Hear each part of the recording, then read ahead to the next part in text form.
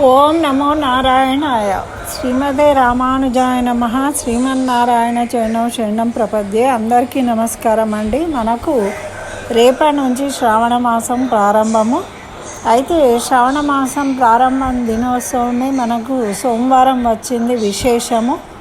మరి శివుడికి అభిషేకం చేసి చక్కగా పూజించినట్టయితే మనకు శుభాలు జరుగుతాయి. శుభాలను ఇచ్చేవాడు శంకరుడు, సిరులను సంపదలను ఇచ్చేవాడు శివుడు అని మనకు పెద్దలు చెప్తూ ఉంటారు. కాబట్టి ఆ విధంగా మరి దేవాలయానికి వెళ్ళైనా సరే, లేదు అంటే ఇంట్లో అయినా సరే మనము శివలింగానికి అభిషేకం చేసుకొని ఈ సోమవారం యొక్క కథను విన్నట్టయితే మనకు చక్కగా శివానుగ్రహంతో మనకు శుభాలు జరుగుతాయి, మనకు సంపదలు కలుగుతాయి, కోరికలు నెరవేరుతాయి అని మన పెద్దలు చెప్పారు. కాబట్టి ఈ కథను మీకు షేర్ చేస్తున్నానండి. అందరూ తప్పకుండా వినండి, చక్కగా ఆ శివుని యొక్క అనుగ్రహాన్ని పొందండి.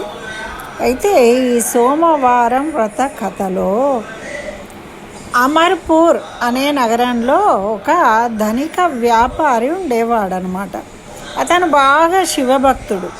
అయితే సమాజంలో ఆయనకు చాలా మంచి పేరుంది, చాలా మంచివాడు అని. ధర్మాన్ని పాటించేవాడు, ధర్మంగా ప్రవర్తించేవాడు, అందరితోని సంతోషంగా పలకరిస్తూ మాట్లాడేవాడు. తర్వాత శివ భక్తులు ఎప్పుడైనా కూడా దేవునికి సంబంధించి భక్తి ఉన్నవాళ్ళు అందరితోనూ చక్కగా ఉంటారు. ఎందుకు అంటే సాత్విక గుణం కలిగిన వాళ్ళే భక్తులుగా ఉండగలుగుతారు. సాత్విక గుణం ఉంటుంది కాబట్టి వాళ్ళు అందరితోని కూడా చక్కగా ప్రవర్తిస్తారు. అయితే ఈ విధంగా ఈ అమర్పూర్లో ఉన్న వ్యాపారి చక్కగా ఉన్నాడు. వ్యాపారం చాలా బాగా నడుస్తుంది, అన్నీ బాగానే ఉన్నాయి. కానీ ఈయనకు బిడ్డలు లేరు అనే బాధ ఉంది అన్నమాట. సంతానం కలగలేదు. అయితే ఎలాగా అయ్యో అని నిత్యం బాధపడుతూ ఉండేవాడు.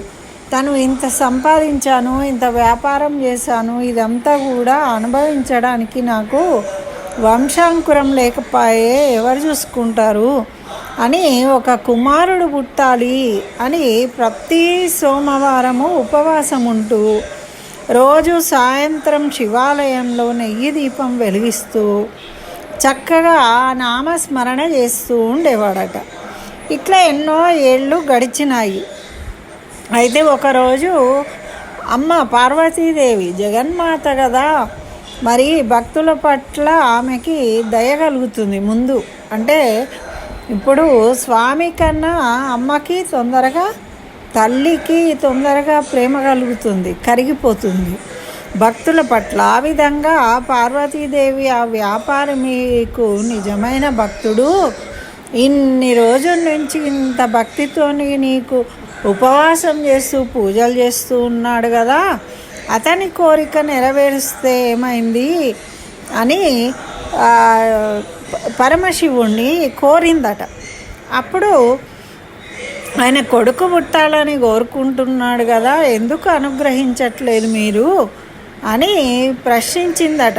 అప్పుడు ప్రతి వ్యక్తి తన కర్మలను బట్టి ఫలాలను పొందుతాడు అని పరమేశ్వరుడు చెప్పాడట. కానీ తల్లి మనసు ఊరుకోదు కదా.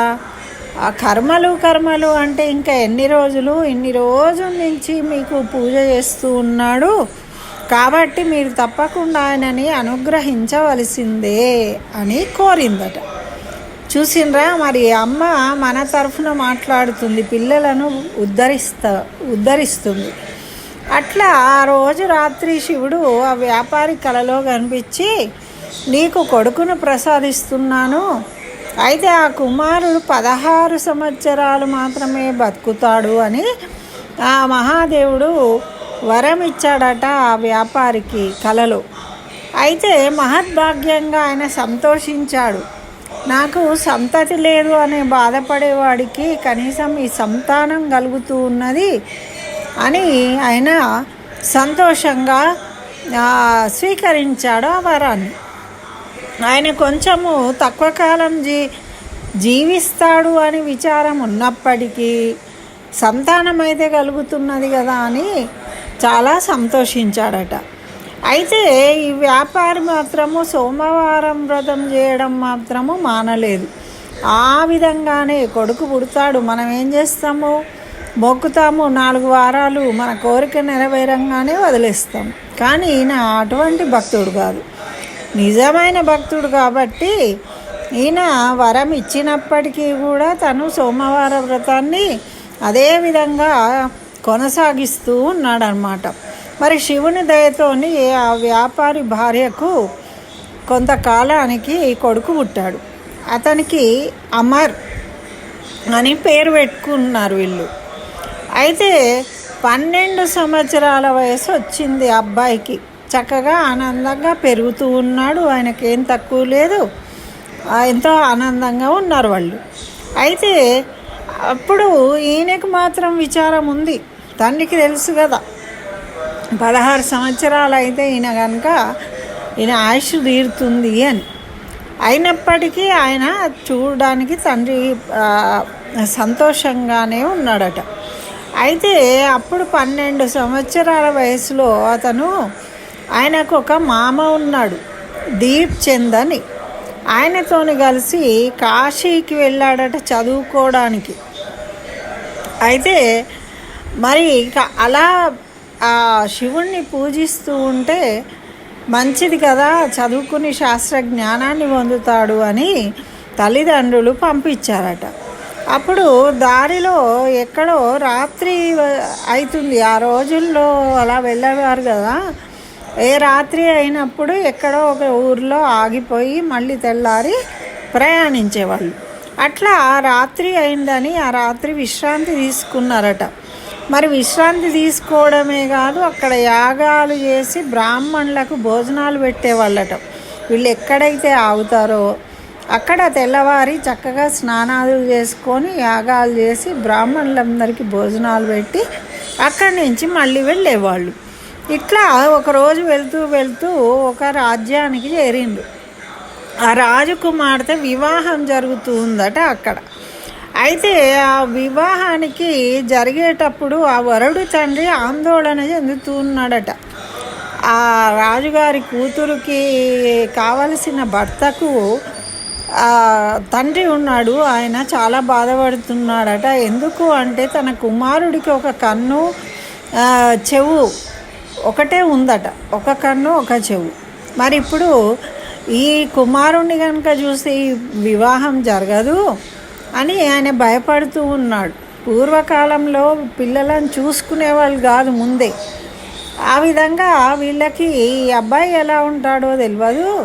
ఒకవేళ రాజుగారు కనుక చూసినట్టయితే ఈ ఒక కన్ను ఒక చెవుతో ఉన్నవాడికి నేను నా బిడ్డని ఇయ్యను, లేదు ఆ అమ్మాయి నేను చేసుకోను అన్నా కూడా ఇది జరగదు కదా అని ఆయన బాధపడుతూ ఉన్నాడట.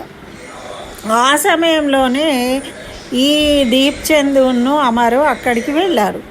వెళ్తే ఆయన పెళ్ళి కొడుకు తండ్రి ఆ అబ్బాయిని చూసి ఆహా చాలా ముద్దుగా ఉన్నాడు, తన కొడుకు వయసులోనే అని చెప్పేసి అమ్మాయిని చూసి నువ్వు పెళ్ళి కొడుకుగా నటిస్తే నీకు బోలెడు ధనం ఇస్తాను అని చెప్పాడట.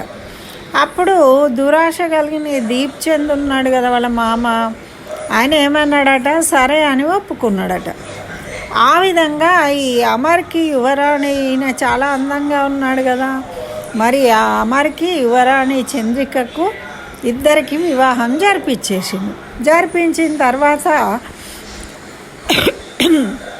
ఈ బాబు ఈ అమరు ఏం చేసిండట అంటే అక్కడ పరదా ఉంటుంది కదా, పరదా వెనుక అమ్మాయి ఉంటుంది, ఆ పరదా మీద రాసిండట, నీకు నాకు పెళ్ళయింది, నేను కాశీలో విద్యాభ్యాసం చేయడానికి వెళ్తున్నాను అని రాసిండట.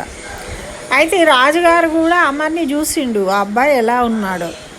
అయితే ఈయన కాశీ వెళ్తున్నా అని చెప్పాడు కదా, మరి అప్పుడు వీళ్ళు ఏం చేసిండ్రు కదా, ఏమన్నాడు అంటే అక్కడ కాశీకి వెళ్ళాడు అని తెలుసుకున్న చంద్రిక ఏం చేసింది అంటే ఈ అత్తమామలు అత్తగారింటికి రమ్మని చెప్పిండు. చెప్తే అప్పుడు రమ్మంటే ఈ అమ్మాయి ఆలోచించింది, అబ్బాయి లేడు కదా, ఆ అబ్బాయి కాశీకి వెళ్ళినప్పుడు నేను అక్కడికి ఎందుకు వెళ్ళాలని ఈ అమ్మాయి కూడా వెళ్ళలేదట. అక్కడికి తెలుసుకున్నది కాబట్టి ఆ యువరాణి తన అత్తమామల ఇంటికి వెళ్ళలేదు, నిరాకరించింది. ఇంకా అమరేమో కాశీలో విద్యను అభ్యసించడానికి వెళ్ళిపోయిండు. ఇట్లా 16 ఏళ్ళు పూర్తయిందట. 16 ఏళ్ళు పూర్తయిన తర్వాత ఆయన అమరు పెద్ద యాగం చేసి అన్నదానం చేసిండట. అక్కడ కాశీలో కూడా చక్కగా దక్షిణ తాంబూలాలు ఇచ్చిండట. బ్రాహ్మణులకు సంతృప్తి చెంది అందరూ కూడా ఆశీర్వదించిండట. మరి ఆ రాత్రి సమయానికి శివుడి కోరిక మేరకు అమర్ ప్రాణం విడిచాడు. అంటే 16 సంవత్సరాలు ఆయుష్ పూర్తయిపోయింది. ఆయన ప్రాణం వదిలాడట. ఆయన మరణ వార్త తెలిసి వాళ్ళ మామ చాలా బాధపడుతూ ఉన్నాడు. అయ్యో మామ, నా అల్లుడు నాతోనే వచ్చాడు, ఈ విధంగా అయిపోయిందే అని అమర్ వాళ్ళ మామ అక్కడ చుట్టుపక్కల జనం కూడా గుమిగూడినరట.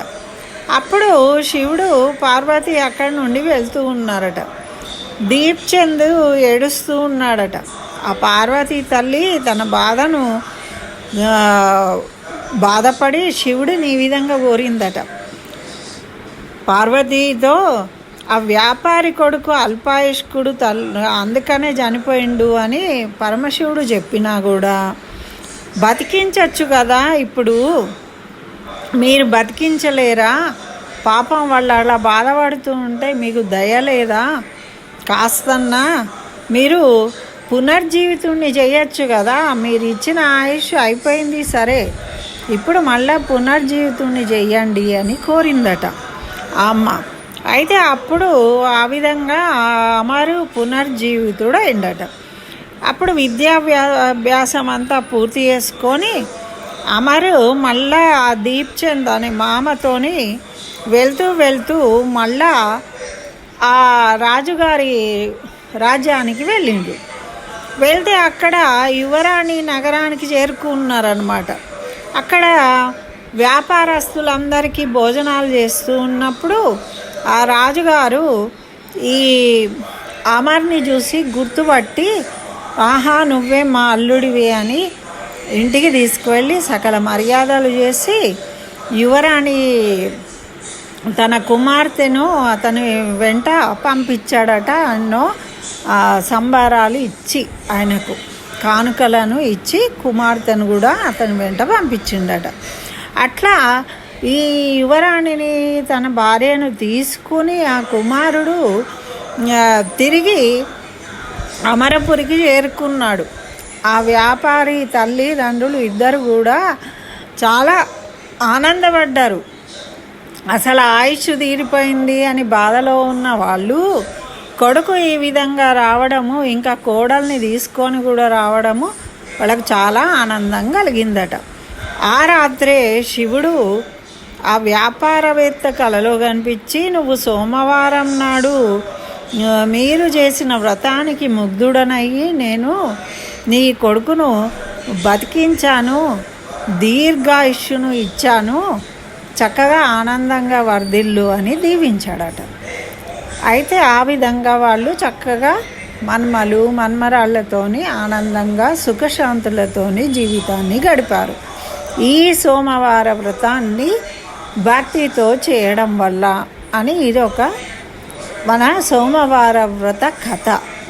దీన్ని విన్న వాళ్ళు కూడా ఆ విధంగా ఆ పరమశివుడి యొక్క అనుగ్రహాన్ని పొంది చక్కగా పిల్లా పాపలతో సుఖశాంతులతో సిరి సంపదలతో తులతూగుతారు అని మనకు ఫలశ్రుతి చెప్పారు. కాబట్టి అందరూ వినండి, భక్తితో నమస్కరించుకోండి. స్వస్తి. జై శ్రీమన్నారాయణ. సర్వం శ్రీకృష్ణ చరణారవిందార్పణమస్తు.